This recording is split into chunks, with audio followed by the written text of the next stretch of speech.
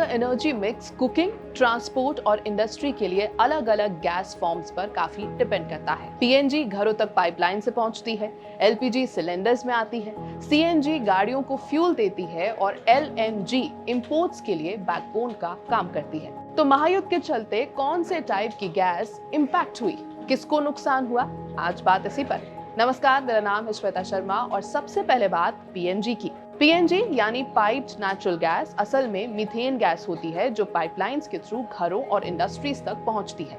इसका billing electricity की तरह मीटर से होता है। सिलेंडर रखने की जरूरत नहीं होती, इसलिए इसे रिलेटिवली सेफर माना जाता है। दिल्ली और मुंबई जैसे शहरों में लगभग 1 crore 20 lakh house hold PNG use करते हैं। अब बात एलपीजी यानी लिक्विफाइड पेट्रोलियम गैस की।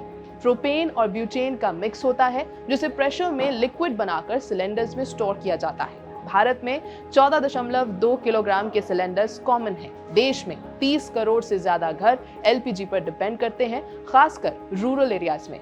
साल भर में एलपीजी कंजम्पशन 27 मिलियन टन से ज्यादा है। कंप्रेस्ड नेचुरल गैस यानी सीएनजी नेचुरल गैस को 200 से 250 बार प्रेशर पर कंप्रेस करके बनाई जाती है। इसका यूज मेनली व्हीकल्स के फ्यूल के रूप में होता है और ये पेट्रोल और डीजल के मुकाबले कम इमिशंस करती है। इंडिया में 7500 से ज्यादा सीएनजी स्टेशन हैं जो रोज लगभग 50 लाख व्हीकल्स को फ्यूल सप्लाई करते हैं। लिक्विफाइड नेचुरल गैस यानी एलएनजी नेचुरल गैस को -162 डिग्री सेल्सियस तक ठंडा करके लिक्विड बनाई जाती है ताकि इसे शिप्स में ट्रांसपोर्ट किया जा सके। भारत में टर्मिनल्स पर इसे दोबारा गैस बनाया जाता है और पाइपलाइन नेटवर्क में भेजा जाता है। ये डायरेक्टली घरों में यूज नहीं होती, लेकिन पीएनजी और सीएनजी नेटवर्क को फीड करती है। इस डिफरेंस को समझना जरूरी है कि पीएनजी और एलपीजी घरों के लिए है, सीएनजी मोबिलिटी के लिए और एलएनजी इंपोर्ट बैकबोन का काम करती है। पीएनजी कंपैरेटिवली क्लीनर फ्यूल है क्योंकि इसमें CO2 इमिशंस कम होते हैं, जबकि एलपीजी रिमोट एरियाज में फ्लेक्सिबिलिटी देता है। भारत अपनी नेचुरल गैस की लगभग 50% जरूरत इंपोर्ट से पूरी करता है। डोमेस्टिक प्रोडक्शन लगभग 35 से 40 BCM हर साल है, जो ओएनजीसी और रिलायंस जैसे फील्ड से आता है।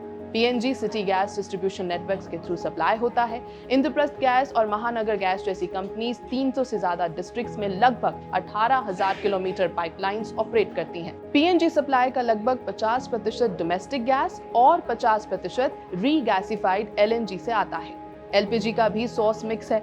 लगभग 50% एलपीजी भारत में रिफाइनरीज प्रोड्यूस करती हैं, जिसमें आईओसीएल और बीपीसीएल जैसे कंपनीज मिलकर तकरीबन 13 मिलियन टन प्रोडक्शन करती हैं। बाकी एलपीजी गल्फ कंट्रीज जैसे सऊदी अरब और यूएई से इंपोर्ट होता है।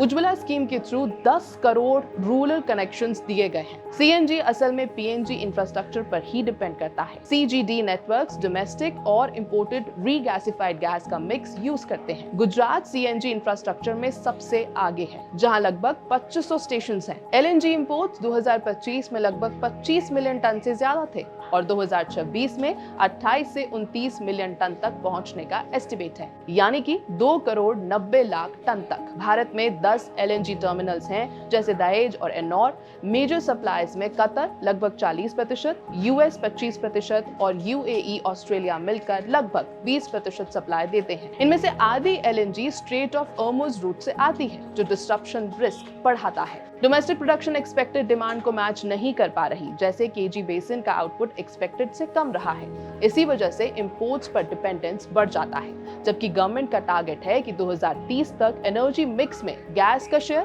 15% तक पहुंचाया जाए। फरवरी 2026 के अंत से यूएस, इजराइल और ईरान के बीच बढ़ते कॉन्फ्लिक्ट ने गल्फ के एनर्जी इंफ्रास्ट्रक्चर को टारगेट करना शुरू कर दिया। इस वजह से स्ट्रेट ऑफ हॉर्मुज के थ्रू कतर और यूएई की एलएनजी शिपमेंट्स पर रिस्क बढ़ गया। इसका सीधा असर एलएनजी पर दिखा। प्राइसेस $8 पर metric million British thermal unit यानी कि MMBTU से बढ़कर $15 पर MMBTU तक पहुंच गए और शिपमेंट्स में 10 से 20 दिन तक का डिले हो रहा है। पीएनजी सप्लाई में भी कुछ जगह कट्स देखे गए हैं। पुणे जैसे शहरों में कमर्शियल यूजर्स के लिए सप्लाई लगभग 20% तक कम की गई है, लेकिन हाउस होल्ड कनेक्शंस को प्रोटेक्ट किया जा रहा है। एलपीजी पर भी प्रेशर बढ़ा है क्योंकि इंपोर्ट्स और रिफाइनरी ऑपरेशंस दोनों पर असर पड़ रहा है। प्रोडक्शन मैक्सिमाइज की जा रही है, लेकिन फिर भी शॉर्टेज का रिस्क बना हुआ है। सीएनजी को प्रायोरिटी दी जा रही है, लेकिन क्योंकि ये पीएनजी सप्लाई चेन से लिंक्ड है, इसीलिए इनडायरेक्ट रिस्क बना हुआ है। रशिया यूक्रेन वॉर भी ग्लोबल गैस मार्केट को अफेक्ट करता है, लेकिन भारत के लिए वेस्ट एशिया कॉन्फ्लिक्ट ज्यादा सीरियस माना जा रहा है, क्योंकि भारत की आधी एलएनजी सप्लाई गल्फ से आती है। बीबीसी की एक रिपोर्ट के अनुसार स्टील, सीमेंट और हेवी इंडस्ट्रीज सबसे ज्यादा अफेक्टेड है।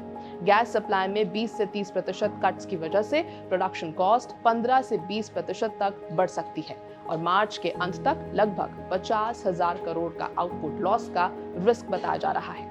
फिलहाल हाउस होल्ड्स को लार्जली प्रोटेक्ट किया गया है, लेकिन इन्फ्लेशन 1 से 2% तक बढ़ने का रिस्क बना हुआ है। लॉन्ग टर्म में भारत, यूएस और ऑस्ट्रेलिया जैसे नए सप्लायर्स से एलएनजी सोर्सिंग डाइवर्सिफाई कर रहा है, लेकिन अगर वेस्ट एशिया कॉन्फ्लिक्ट लंबा चलता है तो भारत की एनर्जी सिक्योरिटी पर प्रेशर बन सकता है। यह है एबीपी लाइव, मेरा नाम है श्वेता शर्मा।